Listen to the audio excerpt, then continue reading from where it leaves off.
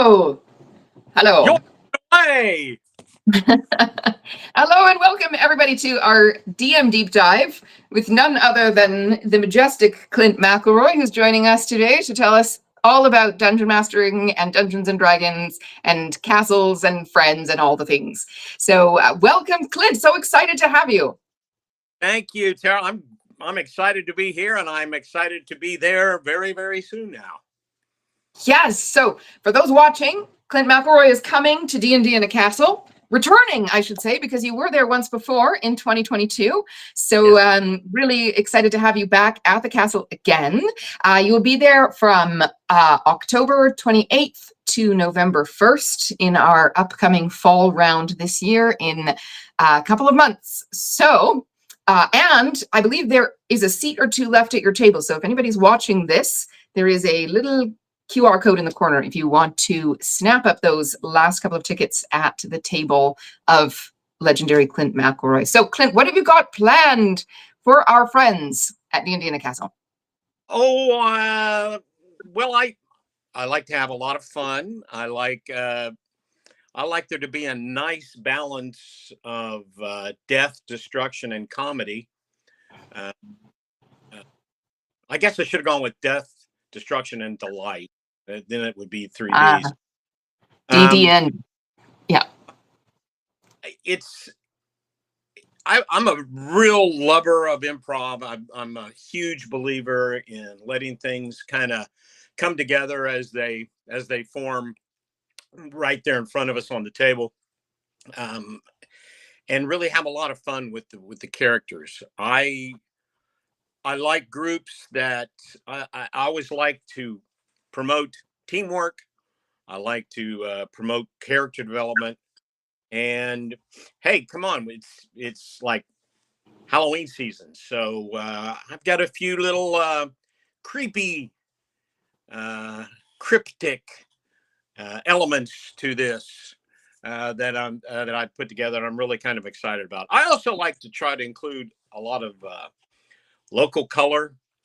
2 years ago, I did a whole session, and it was all based on Monty Python characters. So I'm not going to do that again, or maybe I will. I don't know, but Which, I'm really excited.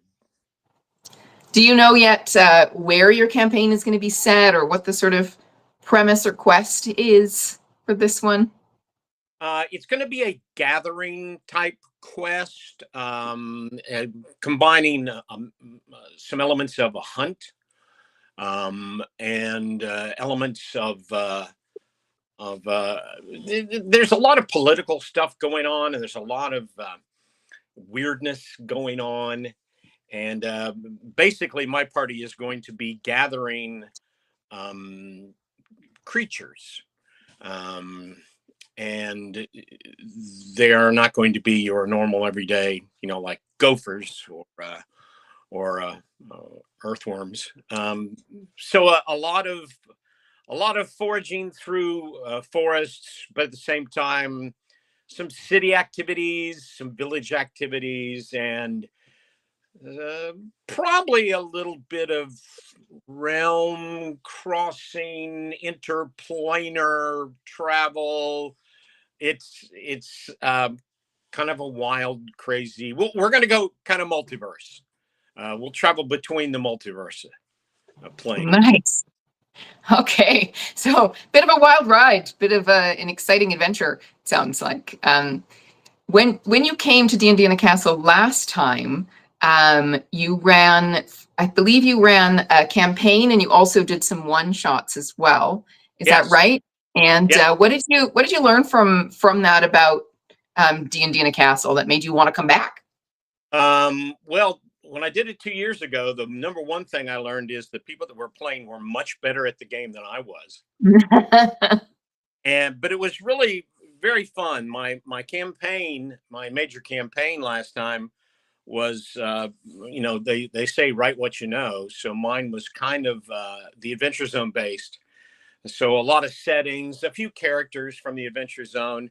As it worked out, everybody on in my group knew the Adventure Zone, were fans of the Adventure Zone. You didn't need to know it to succeed in the game, but most of them were, and so that was a lot of fun to play off of.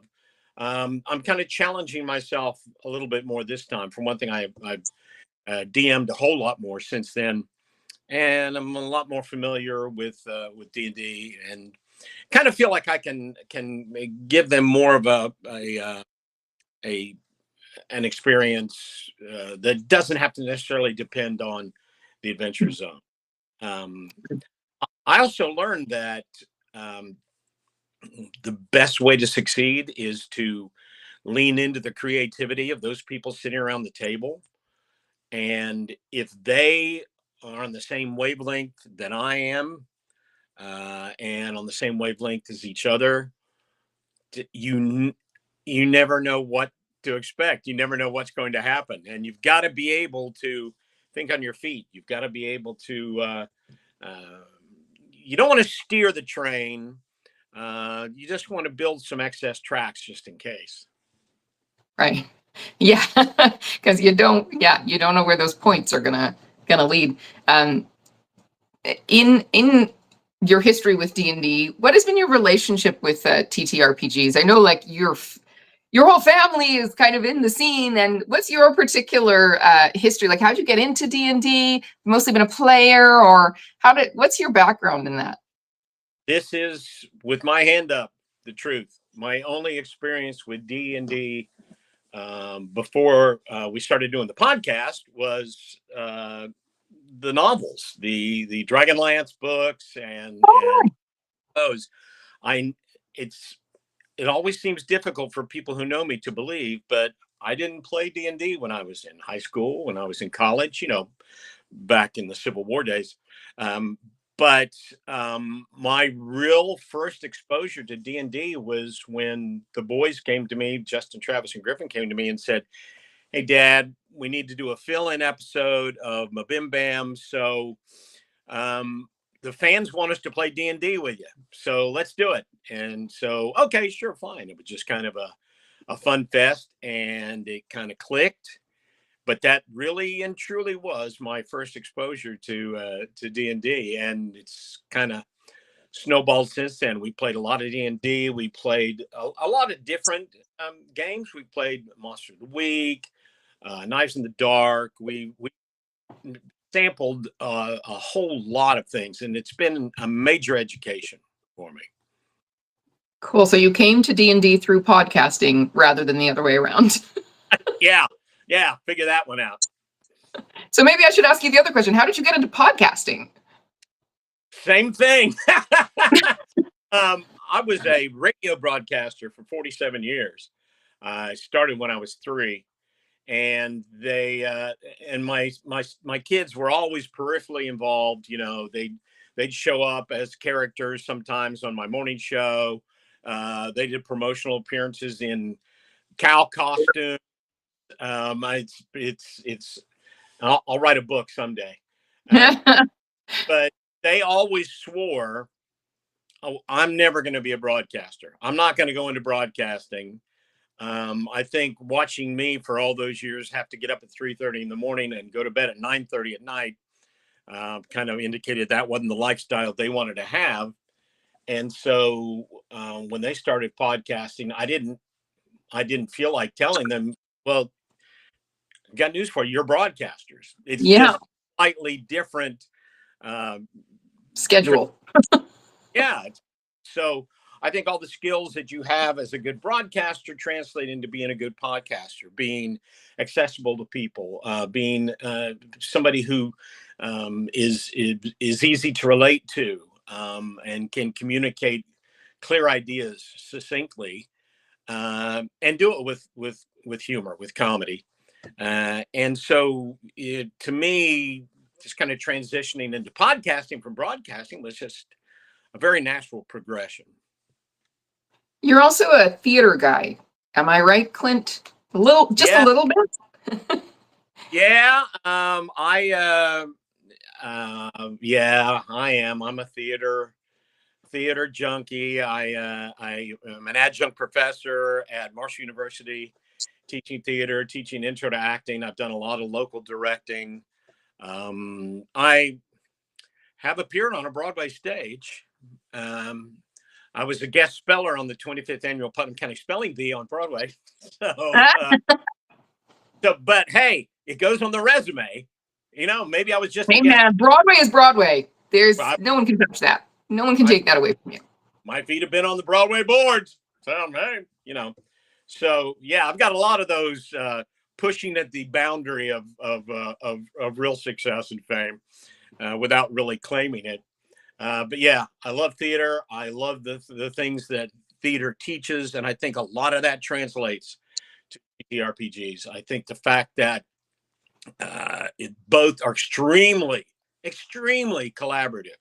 You Mm-hmm. have to be a good collaborator, whether you're a DM or a player. If you are wanting to have the best time you can have as a team member, the best time you can have as a player and as a teammate, the best things happen when you collaborate with each other, not just between the DM and the players, but between each other.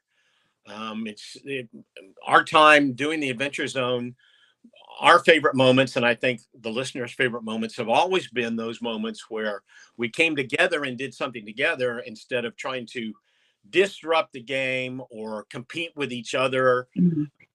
That sense of camaraderie, that sense of building relationships, I think is a key to both. Also, improv, which we've touched on times. Improv is very important in both medium and both media, and I think that it's a great way to introduce each other to the other.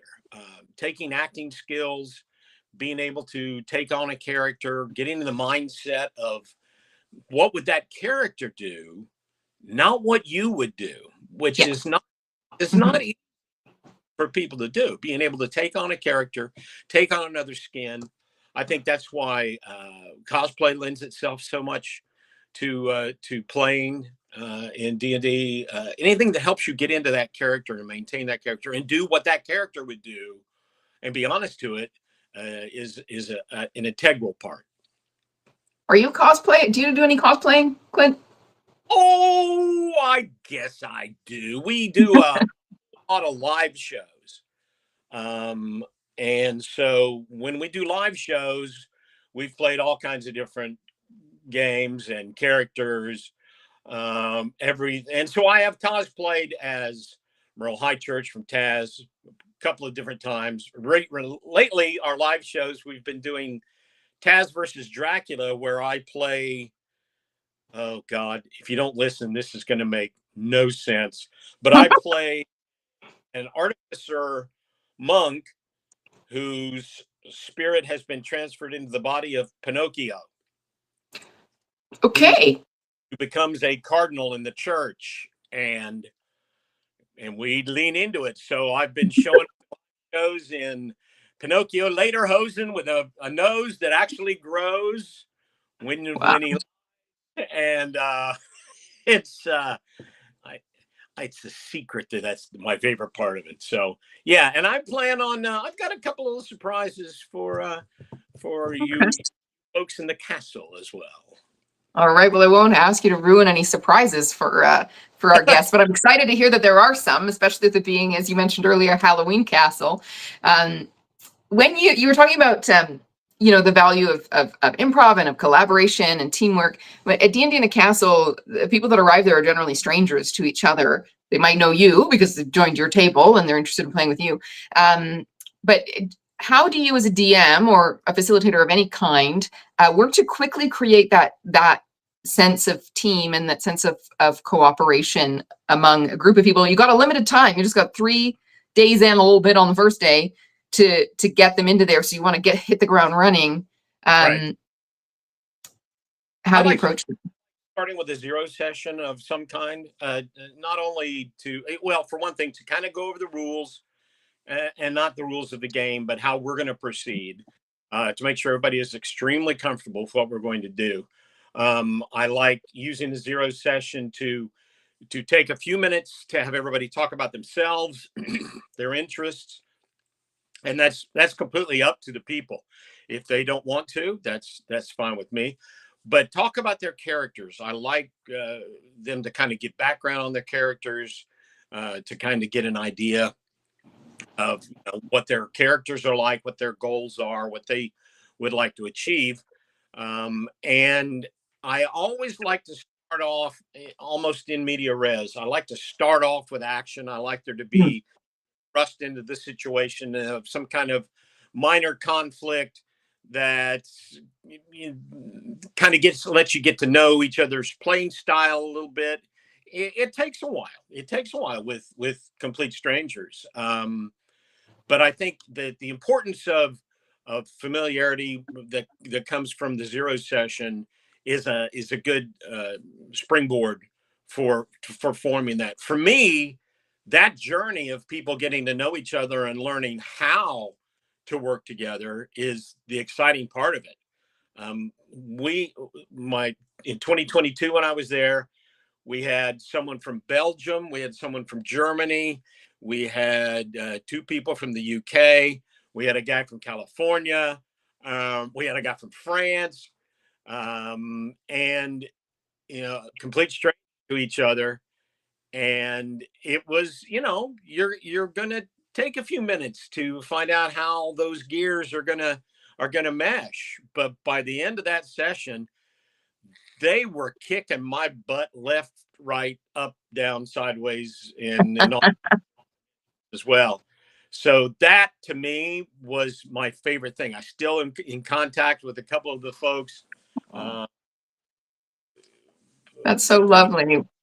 and he just and we've stayed friends. But what's more important is they have stayed in touch with each other, which is really very cool to me. That they made friendships that here it is 2 years later and they're still in touch. So that was very rewarding for me. That's my favorite part of the whole gig. Yeah, I think I often say that people, you come for the D&D and you stay for the people, like that you come, it's a castle and the castle's amazing and it's D&D and it's amazing and like it's all amazing, but the thing that is really special that you can't get anywhere else is the community that forms at D&D in a castle.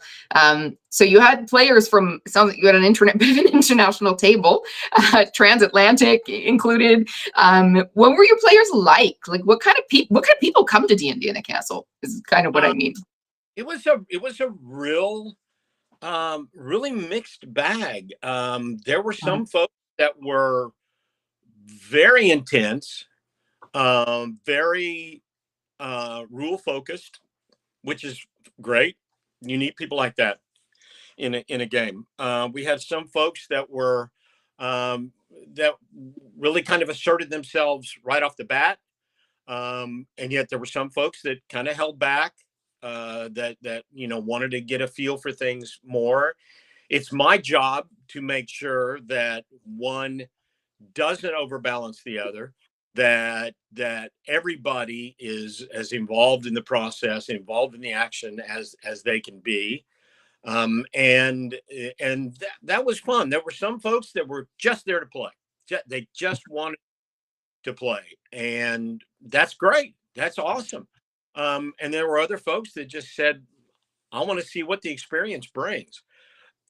There are so many things that go on at D&D in a castle outside of just the main sessions, and that's what you folks do that is so cool. Like the meals together, the extra activities that are going on, the grand ball, the events, the concerts. There are some folks that show up saying, "Well, I'm just gonna play and watch the BBC in my room," and always by usually by the end of the first night you've gotten involved with your team, because that's one of the cool things that you guys do. The things like the ongoing quests, the side quests that are going on. I think sometimes people who have never been before are kind of surprised by that level of things, and the fact that they're going all through the castle looking for hidden curses and bonus spells and tchotchkes and everything else that we as DMs incorporate into whatever happens. So it's not just the community in your team. I think it's the community of all the teams of the people who are there in the castle for the event. And it's, you know, it's not challenging, but it is part of the job of the DM is to make sure that everybody's getting their balanced representation and you are accomplishing what they want. I'm just being upfront. I am, at least 2 years ago, I'm much better now, but 2 years ago, I wasn't that focused on the battle, on combat. And I had some people who were really focused on the combat. I had some that Mhm. were really focused on puzzle solving, and some that were interested in interaction with the NPCs. And so I try to keep that very balanced. I try to have that in there, have a little bit of this, a little bit of that, a lot of things you don't expect. I always have a lot of side. Oh no, we have lost Clint. I'm so sad, and I had some questions from our audience to ask him. So I'm hoping he's going to be able to come back and join us in a moment. In the meantime, let me tell you a little bit about D&D in a Castle and recap what we've been talking about. My name is Tara. I'm a founder of D&D in a Castle, and I've been talking with Clint McElroy about his game at D&D in a Castle upcoming at the end of October. So he's going to be... Sorry, I lost you for Oh, a second. right back. Yay. Well, I was just filling the space. It happens. It's happened to me before that I've disappeared also from our live stream. hang on, I don't know what I'm doing here. Wait, can you hear me? I can totally For hear some you. I reason, don't know I if you cannot can hear hear me. you. Oh no! But we're getting a nice view of Clint's shirt, which somebody has mentioned. I have lost my sound. Oh no! Hang on. Well, I'll get you back in a moment.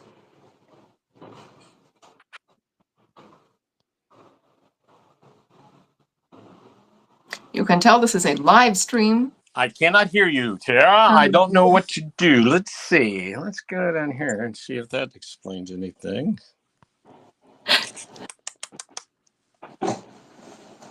Well, you know, at D&D in the Castle, we always tell people to be prepared for the tech to go down and for the game to keep on running. So that's what's happening here, is that the tech is going down, but we're going to keep on running. If you're interested in playing at D&D in the Castle, attending is a... Somebody likes your room and your office setup. Sorry. Yeah!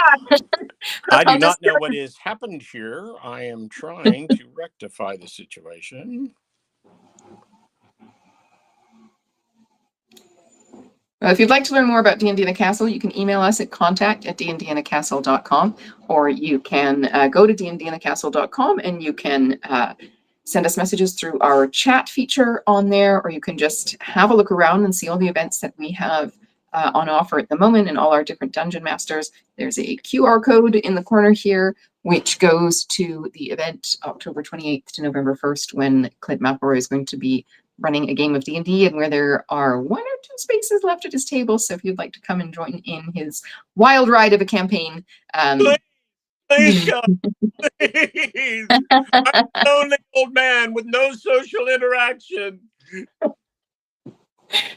please make Clint's day and come to D&D in a Castle to play at his table. I promise you'll have the time of a lifetime. You will have the game of a lifetime and the experience of a lifetime, and make friendships that last a lifetime. And you'll have an most excellent time and probably laugh until it hurts at some serious dad jokes. That's just my guess. Yeah. I have a whole checklist that I have to run through. Dad jokes is the very top of the list. Very good. Very good. We're fond of the dad jokes at D&D in a Castle. I do have a question from one of our audience members that asks, Clint, what would your dream team of classes to DM for be? I like balance. I like a balance of characters. I like, to me, I think it's more challenging to play a warrior type, a fighter type. I think if somebody who can do that and do it really well, it's you would think that'd be the simplest thing to do, but I think that somebody who is a physical fighter, I think somebody who's magic based has a lot of flexibility about spells, about incantations of things like that. I think that the warrior classes have have to get really creative about their moves. And I also like lately I've been playing a lot of artificers and engineer types and tech types. I love that aspect of the games, in the fact that you're tinkering, you're building, you're coming up with solutions. To me, somebody who can come up with a creative way to resolve a situation, whether it's a trap or a puzzle, even a fight. I I tend to reward people who creatively think of ways to resolve a situation than just breaking a chair over somebody's head. Although sometimes that's the best solution. I think that the people who use creativity, I really don't have favorite types. When we first started playing the Adventure Zone, I was kind of relegated to cleric, and I went, well, okay. I mean, I knew from World of Warcraft you had to have a healer in the party, so that was fine. But Merle was never a very good healer, and so I really learned a lot about clerics. That you're not just the sawbones of the group. You have a lot of different ways to go, and I think people who use their class and then play off of it, expand on it, and come up with other ways to play, I think they're the ones that enjoy it the most, and they're the ones that I enjoy DMing the most. Cool. I want to acknowledge this comment that says obsessed with Clint's Bigfoot shirt. That looks awesome. And Tara, you have some cool pins on your shirt. I also like the penguin painting. So yes, these are some paintings by a local artist who from here where I live in Edmonton. Is there a story behind your shirt? My shirt was a thrifting find. I think it was actually a dress that someone cut off, but these are just like little baubles that are on my shirt. Well, Is there... I will show you my collection of Bigfoot shirts. Oh, no way. Bigfoot shirt. There's that Bigfoot shirt. There's that Bigfoot. I that is a little bit of a clue. Oh, so it's thematic. You dressed intention. That was their little. Oh, I love it. I love it. That's amazing. There. I'm trying to see if there are any books on my bookshelf that'll give further clues. Ooh. Yeah, there are. There are. Don't give too much away. Question: are you excited to play a tuxedo wearing cow? I'm so excited to see this personally. I think this would be one of your players. Yes, our current season of the Adventure Zone is called Abnormals. It's we wanted to do something that a lot of our listeners had said, I'd really like for you to do a curse-free, that's cuss-free, not casting a curse-free season that I can live with kids. So we're doing Abnormals, and Abnormals are anthropomorphic animals like the Teenage Ninja Turtles, Mars, and it's kind of set in that whole world. And I play Roger Moore, who is an international and who loves the dance. And he's a spy whose cover is he's a competitive ballroom dancer. And we just started the campaign, and it is a lot of fun, and I'm really enjoying Roger Moore, mostly because I get to do all these really bad puns like Roger Moore used to do in the James Bond movies, and it's totally justified. I mean, that's legit. Yeah. Oh my goodness. I think we're going to have a really off the wall campaign and time from you at D&D the Castle, Clint. I think that might be what people have to look forward to. I do have a question from our audience. What is the wildest dual class you've played as or with? You ever had experience with dual classes? Yeah, I don't know if it was so much a dual class, but Brother Philo, the monk in the body of Pinocchio, was kind of a cleric, but at the same time was an artificer. Like I said, I really love playing the artificer type characters. And so that was fun. I really kind of enjoyed that because as an artificer, you use magic, but it has to be focused through items, and coming up with those was a bit of a challenge. I'll be honest, when we first started, I had enough trouble with one class, so a dual class. But I would love to do something with a rogue. I played one character, Lenny Manolito, who was a bard and a rogue, and so that was kind of a fun dual class. But yeah, I love those. I think it adds to what you do, and like I said, any flexibility, anything that gives you more quiver to figure things out is cool by me. Cool. Well, we're coming up to the end of our time, Clint. I've had so much fun talking with you, and I'm seriously looking forward to getting to hang out at the castle a bit. I won't be in your game, but I look forward to hearing all of the stories of the wild adventures that your players are going on. I think that's going to be a lot of fun to hear about.